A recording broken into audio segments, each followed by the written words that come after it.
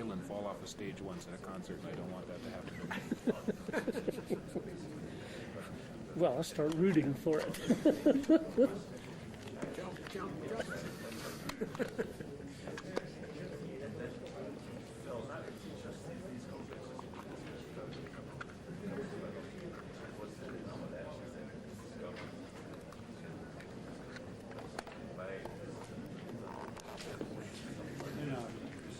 Well, some actress, Ann Margaret or something, Fell off. Yeah. doing something, she fell off the stage. She said she fell about three stories or something. Okay, I think we should start. Welcome to the second afternoon session of catalyst characterization. The first talk after the coffee break is by Harry Cordatos in the group of Ray Gordy at Department of Chemical Engineering, University of Pennsylvania, Philadelphia. And the title of the talk is altered from what you have in your program. The new title is A Study of the Adsorption Properties of Noble Metals Supported on Alpha-alumina and on lanthanum. Thank you. I would like to begin by expressing our appreciation for the support of the Department of Energy.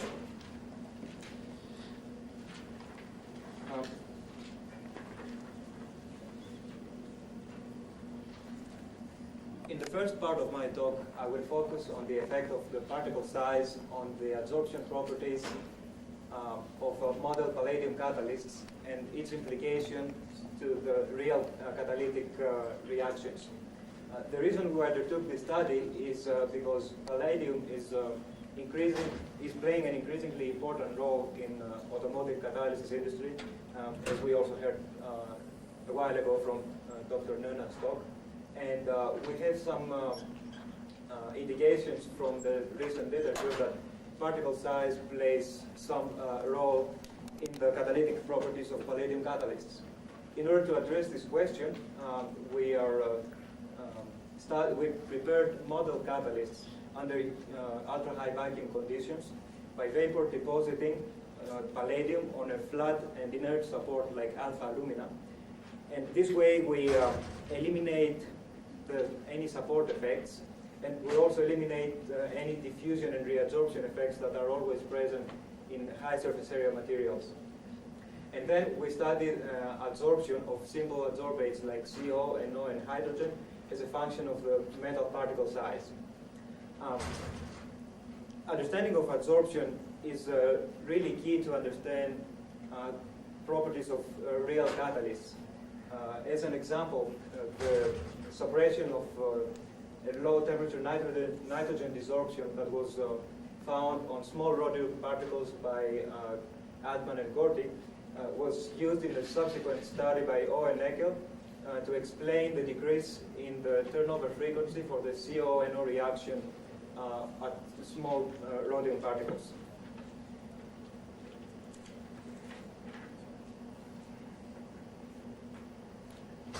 The way we prepare our catalysts and control the particle size is fairly simple. We have found that when we start with, first of all, palladium grows in a layer-by-layer mode on alpha-alumina in ultra-high vacuum conditions. And when we start with a high palladium loading, we can form large particles by simplificating to a certain temperature. And if we start with a low palladium loading, we form small particles. By transmission electron microscopy, we have found that the particle size distribution that is made in this way is fairly uniform. And we have a technique to measure the particle size by CO chemisorption.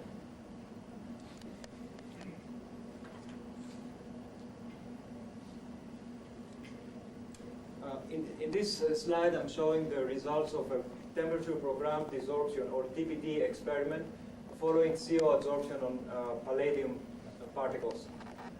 In this experiment, the temperature of the sample is increased in a linear fashion, and the rate of the partial pressure of the dissolved species is monitored by a mass spectrometer. I'm sure most of you are familiar with this technique, but for those who aren't, I want to add that the area under a TPD curve is directly related to the amount of desorption. This red curve is obtained following CO adsorption on very large palladium particles that we call film because they're basically so large that they cover the whole substrate surface. And the blue curve was obtained following CO adsorption to saturation at small palladium particles of an average diameter of approximately 16 angstroms. If we look at the curve from the large particles, we see that there is we have two desorption features. A high temperature desorption feature at approximately 490 degrees Kelvin, which is associated with CO adsorbed on bridged sides on palladium, and low temperature shoulder at about 370 Kelvin, which is attributed to linearly adsorbed CO. And this, I have to tell you that this TPD curve is almost identical to TPD, CO TPD curves obtained by several different crystallographic planes on palladium single crystals. Now, as we go to small particles, we can see that the desorption features really didn't change that much. We have neither did the shape of the TPD curve. The only difference is that the fraction of linearly absorbed CO to bridged CO has increased. Also, doing consecutive circles of CO adsorption and desorption, we did not see any decrease in the area under the TPD curves for both large and small particles, and therefore we did not have any contamination of the surface by carbon. So we don't really have any evidence for CO dissociation.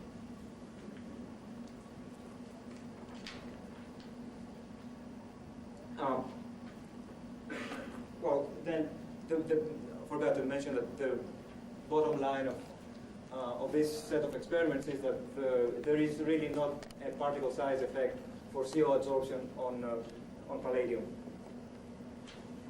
This is in contrast to the results obtained for NO adsorption on palladium. And here I'm showing on the left NO adsorption on the large particles and on the small particles. From the large particles, we see that the main desorption product following NO adsorption is NO, which dissolves at 3 distinct fixtures. And there is also some nitrogen and some N2O dissolving at approximately 550 degrees Kelvin. Again, these TPD curves are identical almost to those obtained for polycrystalline palladium. But as we move to small particles, we can see that the main desorption product now is nitrogen rather than NO. Number one. And number two, we do not have any N2O formation. What is really even more interesting is that the desorption temperature of nitrogen is about 100 degrees higher at this at small particles, approximately 650 degrees Kelvin. Therefore, one might expect that both the activation energy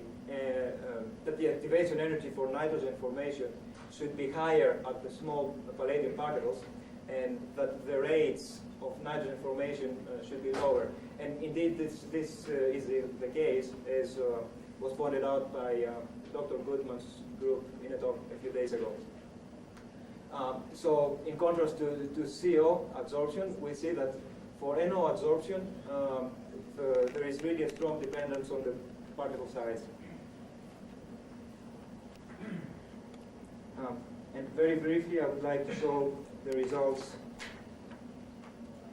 for hydrogen adsorption on palladium. Again, we see here that as was the case for CO on palladium, there is really not a particle size effect. Adsorption took place at a low temperature, about 120 degrees Kelvin. And we see that hydrogen desorbs in a broad feature between 200 and 400 degrees Kelvin. And for the large particles, we have an intense low temperature feature which has been observed in polycrystalline palladium and has been attributed to hydrogen diffusing inside the palladium. This low temperature feature is not as pronounced at the small particles, and that is basically the only difference between small and large particles, and that as alumina was. I will start by showing you adsorption on lanthanum without the presence of any metals. And this is a simplistic model of the lanthanum surface, and I try to show you pictorially what we found. If we start with a fresh lanthanum film annealed to about 900 degrees centigrade, and we attempt to do CO adsorption, we see that we do not have any adsorption basically. But by heating this lanthanum film in vacuum in CO, in conditions that are very mildly reducing, we see that first of all we form carbonates by extraction of an oxygen atom from the lanthanum framework, and these carbonates persist up to a fairly high temperature. They decompose at approximately 750 degrees Kelvin, and they dissolve as CO2.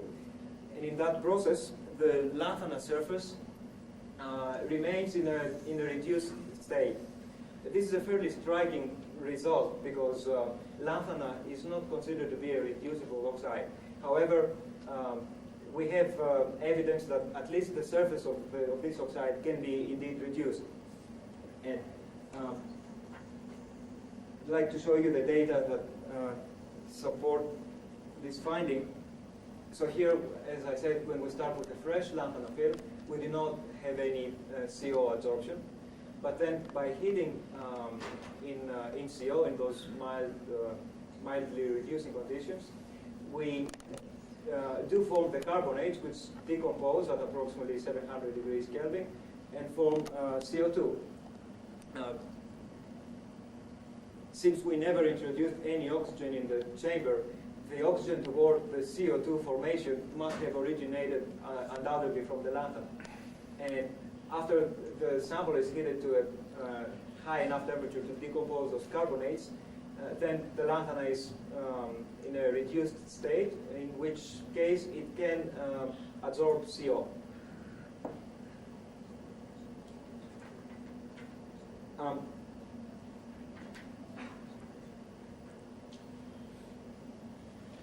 An alternative explanation for this CO2 formation that we observed could be via a mechanism relevant to a water gas shift reaction.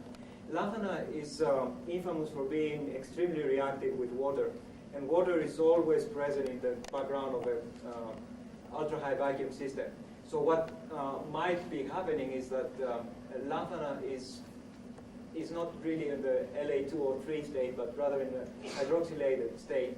And then CO may react to the hydroxylate, giving CO2, hydrogen, and lanthanum. However, we don't think that such an explanation is likely for our results, because we made sure to heat the lanthanum surface to a temperature approximately 100 degrees above the temperature that hydroxylates decompose on the lanthanum. And also, if water was really responsible for the CO2 formation, then leaving the sample overnight in the chamber the reduced sample overnight in the chamber should reproduce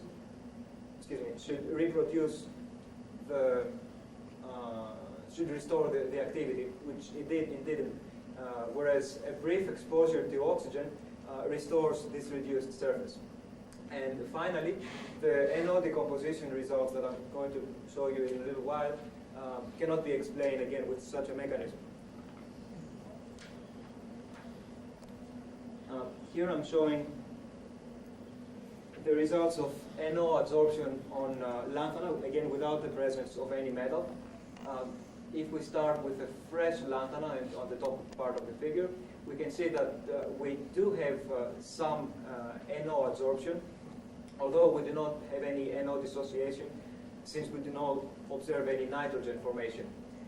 When we reduce the lanthanum with the same reduction conditions that I explained previously, we see that we have both adsorption of NO and formation of nitrogen and some N2O.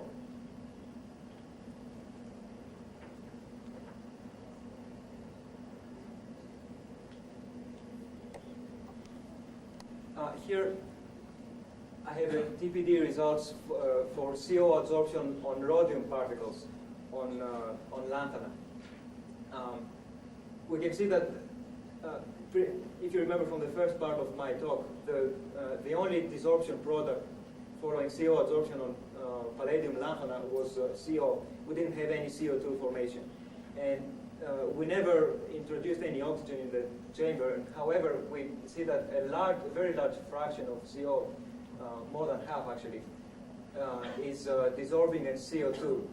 You can see here the peak that corresponds to the carbonates.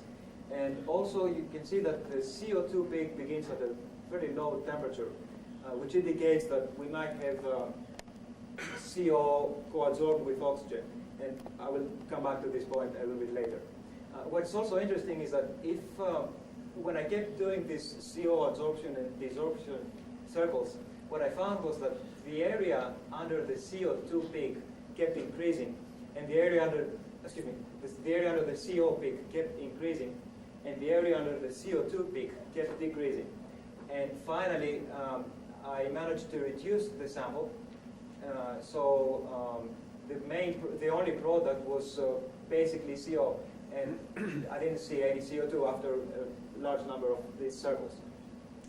So that might imply that perhaps the lanthanum is the area of the lanthanum neighboring the metal particle is perhaps depleted by from oxygen toward this CO2 formation during this reduction. To pictorially show these results, here is again another simplistic model. This is the lanthanum surface, and let's say that this is a rhodium particle. So CO that is adsorbed in an area neighboring the metal support boundary can be reacting with oxygen either directly from the lanthanum, or oxygen from the lanthanum can migrate on top of the metal particle and then react with CO, forming CO2. CO2 is dissolving at approximately 500 degrees Kelvin, and in order to decompose the carbonates, we have to heat in even higher temperature.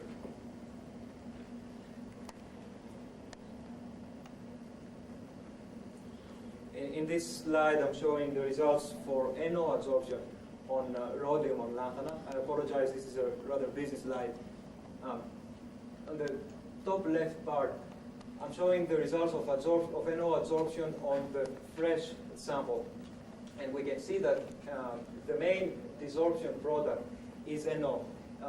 This is also, this was a surprising result because the main desorption product from NO adsorption on rhodium is nitrogen. And we saw a very small quantity of nitrogen.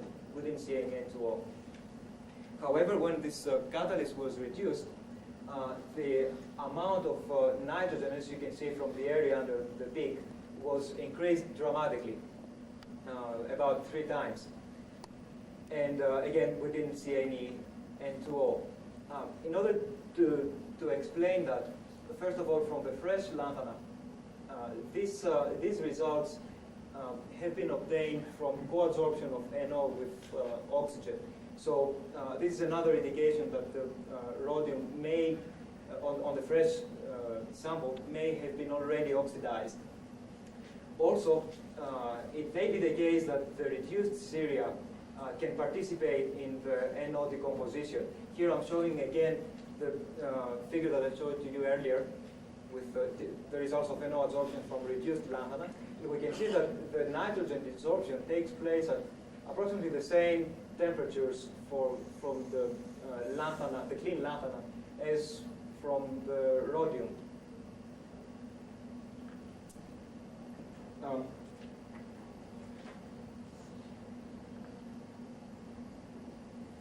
And before I finish, I would like to point out another interesting observation.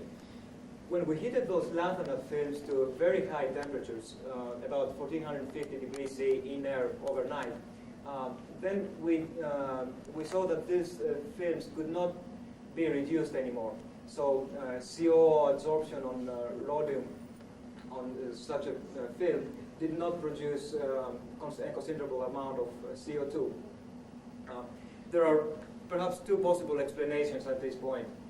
One is that the existence of defects may be important, and obviously the low temperature annealed samples have a much higher concentration of defects than the high temperature annealed samples. And perhaps defects may be acting as an avenue for oxygen migration from the lanthanum to the metal particle. Another explanation is the following. When we did X-ray diffraction from both the small and the large particles, from both the low and the high temperature annealed films, we saw that the particle size of the lanthanum increased from about 100 angstrom units to about 300 angstrom units. And it may be the case that small lanthanum particles have a higher tendency for oxygen donation than large particles. This effect has been found in oxides like yttria and zirconia, and this phenomenon has been given the name Gibbs-Thompson effect. So we suspect that this may be the case with lanthanum too, although this is currently under investigation. So to summarize the second part of my talk, I showed you that even though lanthanum is a non-reducible oxide, it appears that the surface at least can be reduced in CO, and this reduced surface can absorb CO and NO. I showed you that we had CO2 formation on rhodium on this fresh lanthanum, and even though oxygen was never introduced in the system. And even though I didn't show you the results for platinum, we basically got about qualitatively the same results for both metals. So there aren't great differences between those two metals. Also, the nitrogen formation was considerably higher at the reduced samples. We didn't see any evidence for lanthanum migration onto the metals or any changes in the adsorption properties of the metals. And finally, the high temperature annealed samples could not be reduced. Thank you for your attention, and I'd be glad to answer your questions.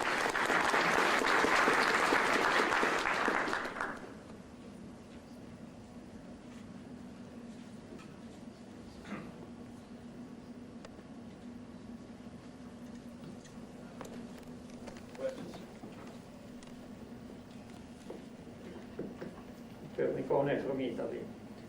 According to the previous literature, palladium particles having particle size of 16 angstrom, as you have in your samples, should give CO adsorption mostly in the terminal form.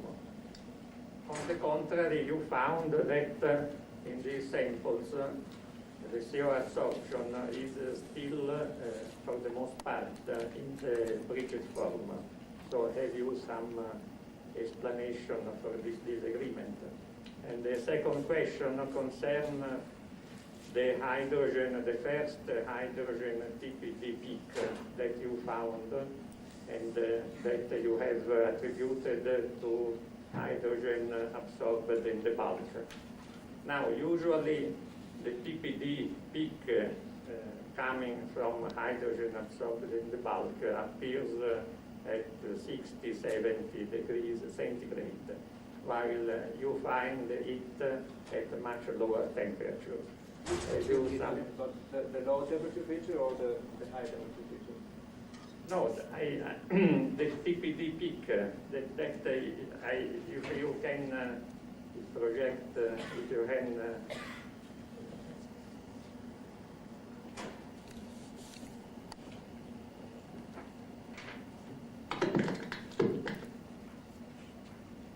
Okay, the peak, the shaft peak about 150 degree Kelvin in the film. So This one? yes, Okay. yes. You have attributed this to either. Well, this is unusually low temperature for this peak in palladium. To answer your first question about the thermally adsorbed CO, from the literature that I remember, I think that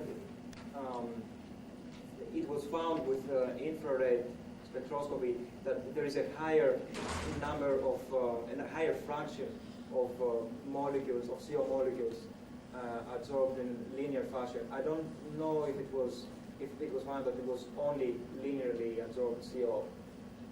And if that's the case, Both, but most in the linear form. yeah.